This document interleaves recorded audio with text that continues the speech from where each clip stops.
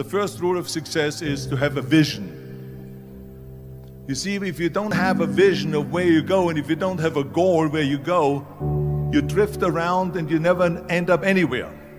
It's like you can have the best ship in the world, you can have the best airplane in the world. If the pilot or the captain doesn't know where to go, it would just drift around. It would not end up anywhere, or most likely in the wrong place. So I was very fortunate that I stumbled onto my vision. I mean, as you know, I was born in 1947 in Austria after the Second World War. And I didn't really like Austria when I grew up. I couldn't wait to get out of there.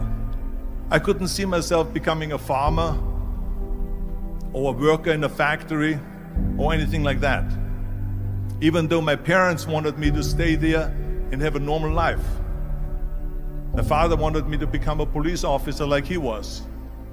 My mother wanted me just to stay there and marry a girl with the name of Heidi, hopefully, and have a bunch of kids and run around like the Van Trapp family in The Sound of Music. But that was their vision, not mine. My vision was totally different. I felt that I was born for something special, for something unique, for something big. You know how great it felt that I knew where I was going? Imagine the majority of people don't know where they're going. When you have a goal, when you have a vision, everything becomes easy. Because remember that in America, for instance, when you study, you will see the percentage of people that like their jobs.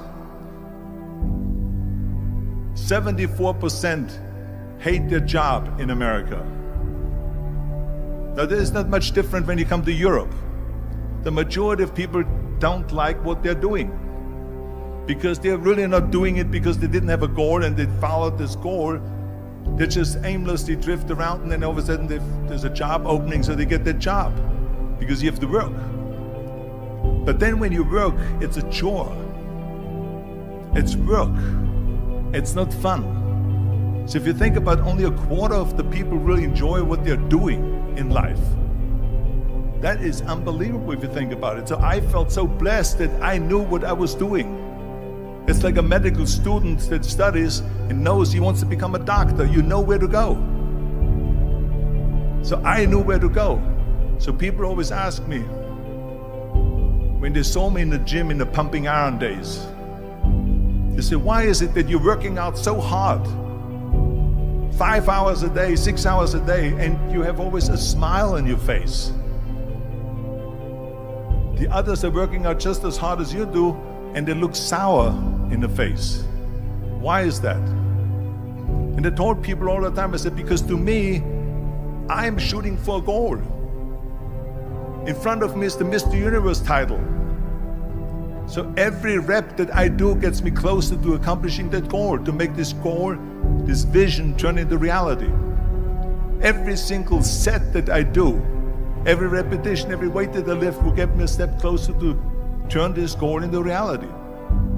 So I couldn't wait to do another 500-pound squat. I couldn't wait to do another 500-pound bench press. I couldn't wait to do another 2,000 reps of sit-ups.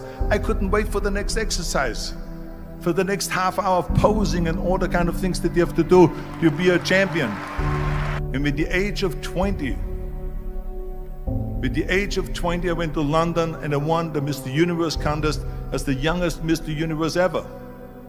And it was because I had a goal. So let me tell you something, visualizing a goal and going after it makes it fun. You got to have a purpose no matter what you do in life. You got to have a purpose. So that's rule number one, have a vision. Rule number two is, don't listen to the naysayers. Don't listen to the naysayers.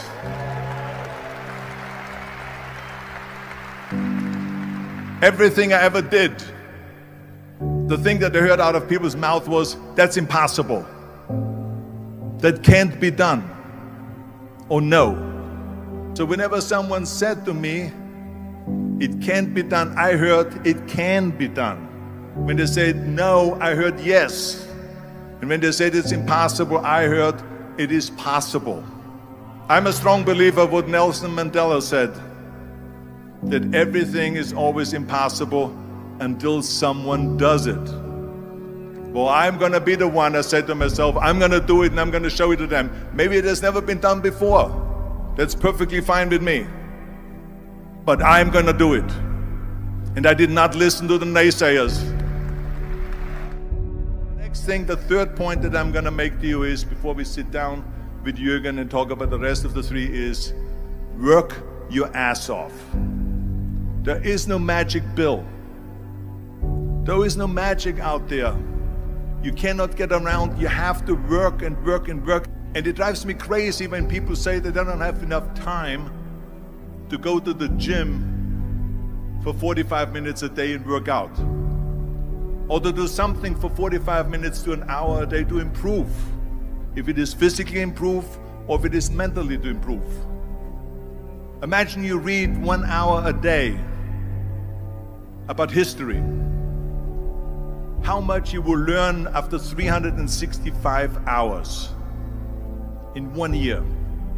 Think about if you study about the history of musicians, of composers, how much you would know. Imagine if you would work on a business, on some business that you want to develop every day for an hour. Imagine how further along you will go and get.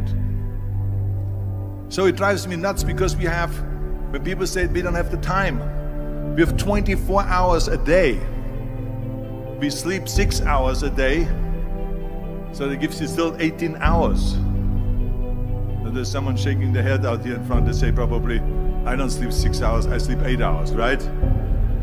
Or just sleep faster.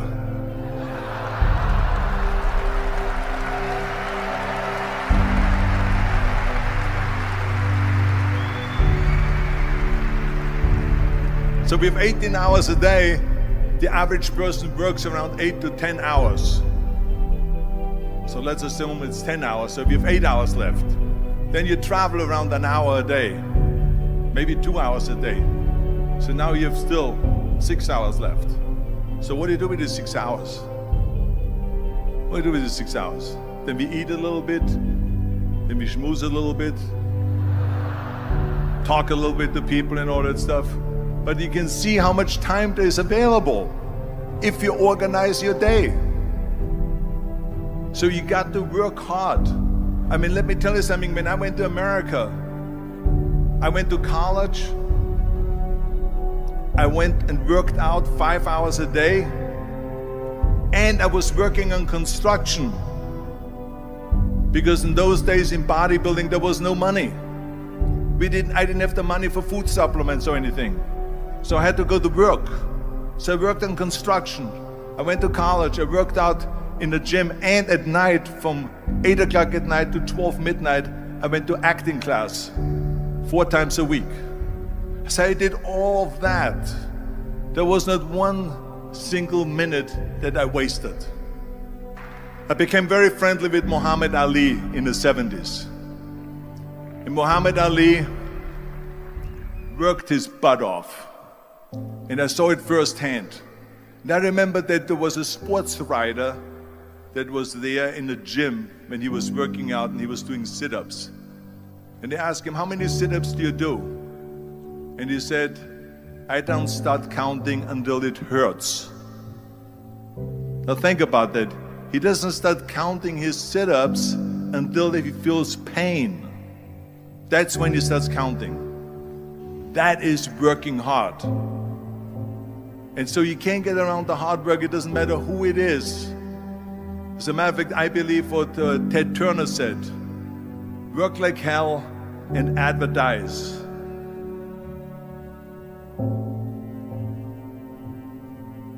You get it? Work like hell, go to bed, and early to rise, work like hell and advertise. So you work your ass off, and then you let the world know about your work. That's what it is all about. Let people know. If you have a company, if you have a movie, if you do a sports, work your ass off, but then advertise and let everyone know.